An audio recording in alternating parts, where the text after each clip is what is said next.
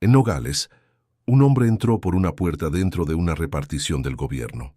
La puerta tenía un letrero que decía Archivo, y según los planos oficiales del edificio, esa puerta nunca existió.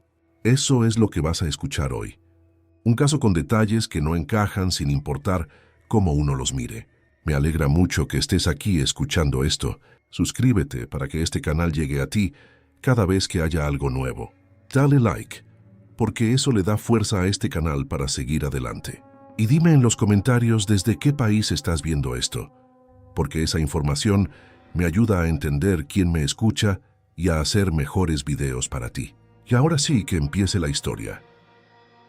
Hay una cosa que no logro explicarme desde el día que Tomás desapareció en la repartición de Nogales. Yo estaba parado a 3 metros de él cuando sucedió, y aún así no pude hacer nada para evitarlo. Para entender por qué eso me destruye por dentro, necesito contarte quién era Tomás Aguilar, porque él no era el tipo de persona que desaparece en una oficina de gobierno en pleno día sin que nadie lo note. Tomás era traductor comunitario desde hacía más de 10 años. El tipo de hombre que sabía exactamente qué formulario había que pedir para que una familia no perdiera su vivienda y que nunca cobraba de más por ese conocimiento. Yo era su aprendiz desde hacía 8 meses, y él me había dicho muchas veces que el trabajo de traductor no era solo cambiar palabras de un idioma a otro, sino entender qué necesitaba la persona antes de que pudiera decirlo. Ese día habíamos ido juntos a la repartición para ayudar a la señora Elena, una abuela de casi 80 años que necesitaba resolver un problema con sus documentos y que no entendía suficiente inglés para manejarse sola en esas oficinas. El lugar estaba lleno de gente cansada, con formularios en la mano, esperando en filas que no avanzaban, y el ruido de fondo era esa mezcla constante de español e inglés que uno aprende a ignorar cuando trabaja en la frontera.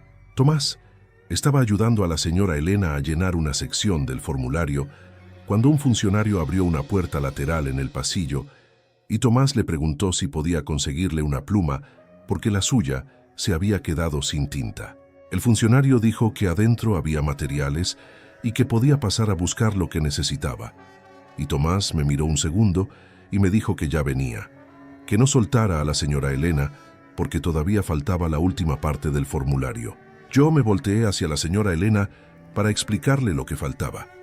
Y cuando levanté los ojos hacia la puerta 2 segundos después, la luz que salía por la abertura era diferente. No era el blanco fluorescente de toda la oficina, sino un amarillo viejo, como de un cuarto que llevaba mucho tiempo sin ventilación. Vi a Tomás dar el último paso adentro y la puerta se cerró despacio. Y yo esperé porque pensé que en cualquier momento iba a salir con la pluma, pero pasaron 5 minutos y la puerta no se abrió. Me acerqué y toqué la puerta y llamé a Tomás por su nombre, y nadie respondió.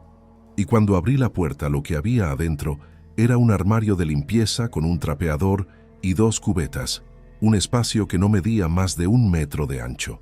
No había ninguna salida al fondo, no había otra puerta, no había ningún lugar donde una persona pudiera haberse metido, y el armario olía a desinfectante y a polvo, no al aire de otro cuarto ni a nada que pudiera explicar lo que acaba de pasar. Llamé a la señora Elena y le pregunté si había visto por dónde había salido Tomás, y ella me miró con una calma que en ese momento me pareció rara, y me dijo que lo había visto entrar, pero que no lo había visto salir. Fui directo a hablar con el director de la repartición, y le expliqué lo que había pasado, y él me dijo que era imposible, que esa puerta llevaba años sin abrirse, porque el cuarto de atrás había sido sellado en una remodelación. Le pedí que me mostrara las cámaras de seguridad del pasillo, y él llamó al guardia, y los 3 fuimos a ver el monitor donde se guardaba la grabación de esa mañana. En el video se veía a Tomás caminando por el pasillo con su mochila negra. Se veía cómo se detenía frente a la pared donde yo había visto la puerta, y después el video hacía un salto, como si alguien hubiera cortado unos segundos, y Tomás simplemente dejaba de estar ahí. No se veía ninguna puerta abriéndose. No se veía a Tomás entrando a ningún lado, solo ese corte seco donde un momento antes él existía y un momento después no existía. Y el director dijo que debía ser un error del sistema de grabación. Le pedí que me mostrara los planos del edificio y él los buscó en su computadora. Y en el plano oficial no había ninguna sala de archivo en ese pasillo, solo pared sólida desde el año 94. Llamé a la policía y vinieron 2 agentes, y yo les expliqué todo.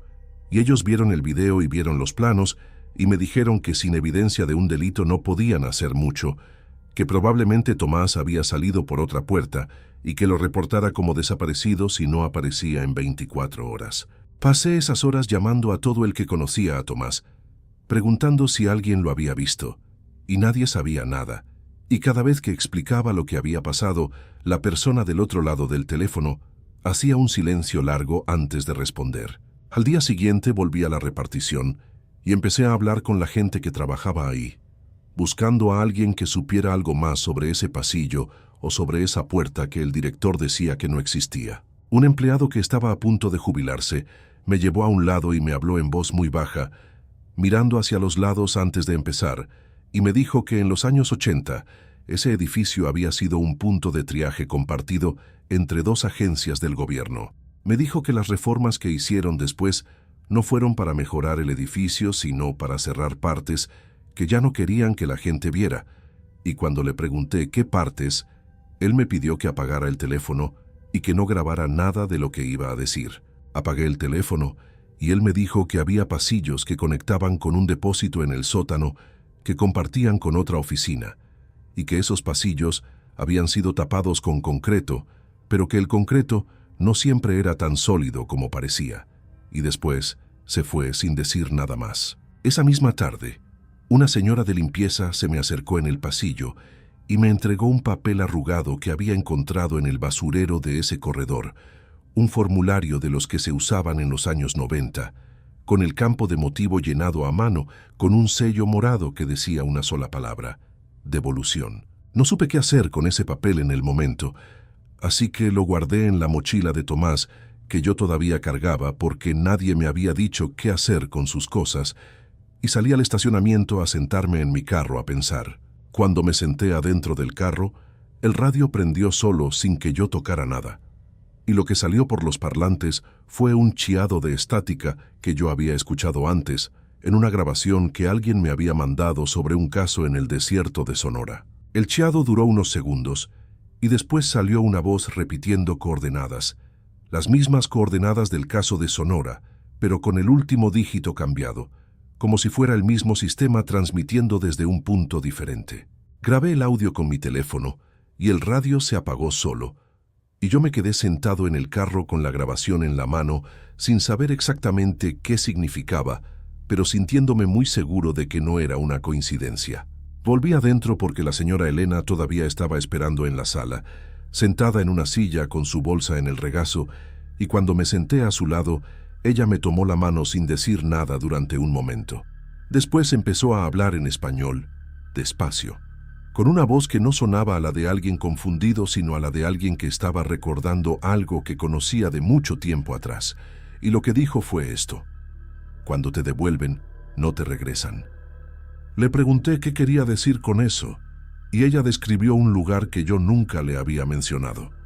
Cajas apiladas hasta el techo, hombres con carimbos, un olor a moho y a metal, y una sensación de que era un lugar que ya había terminado de existir, pero que todavía seguía funcionando. Era la descripción exacta de un depósito que aparecía en el primer caso de esta serie de desapariciones, un lugar que la señora Elena nunca podría haber visto ni escuchado describir, porque nadie fuera de los que investigaban esos casos sabía de su existencia. Le pregunté cómo sabía eso, y ella me miró a los ojos y me dijo que a veces la gente que pasa por ese lugar deja algo atrás, una imagen, una sensación, y que esas cosas flotan hasta que alguien que está cerca las recibe sin pedirlas. No supe qué responder a eso, así que me quedé callado, y ella me apretó la mano una vez más y después se paró y se fue caminando hacia la salida sin decir nada más, como si hubiera entregado lo que tenía que entregar. Una semana después volví al edificio porque quería ver si alguien había encontrado algo nuevo, y cuando llegué al pasillo donde había estado la puerta, la pared estaba pintada de un color diferente, más nuevo, y la puerta ya no estaba. Le pregunté al guardia de la entrada quién había hecho esa obra, y él me dijo que no sabía, que había llegado una mañana y ya estaba así, y que nadie le había avisado de ninguna remodelación ni había firmado ninguna orden de trabajo. Caminé por el pasillo buscando algo, cualquier cosa que me dijera que lo que había visto era real, y detrás de un armario de metal que estaba un poco separado de la pared, encontré algo tirado en el suelo. Era una etiqueta de plástico amarillo, de las que se usan para inventarios, y lo que decía impreso era esto: intercambio, lote 8, y en el reverso, dibujado con marcador negro, el símbolo que había visto en otros casos, 3 líneas paralelas, siempre las mismas. Me quedé mirando esa etiqueta durante un rato largo, pensando en Tomás, pensando en la señora Elena y en lo que había dicho, pensando en el bracelete de hospital de San Diego, en las coordenadas del desierto, en la puerta de Laredo que no aparecía en ningún plano, y entendí que no estaba buscando a una persona desaparecida, sino tratando de entender un sistema que lleva décadas funcionando, que decide en algún lugar que no hemos encontrado si alguien es un intercambio o una devolución, y que el L o T8 es una respuesta a una pregunta que todavía no sé cómo formular.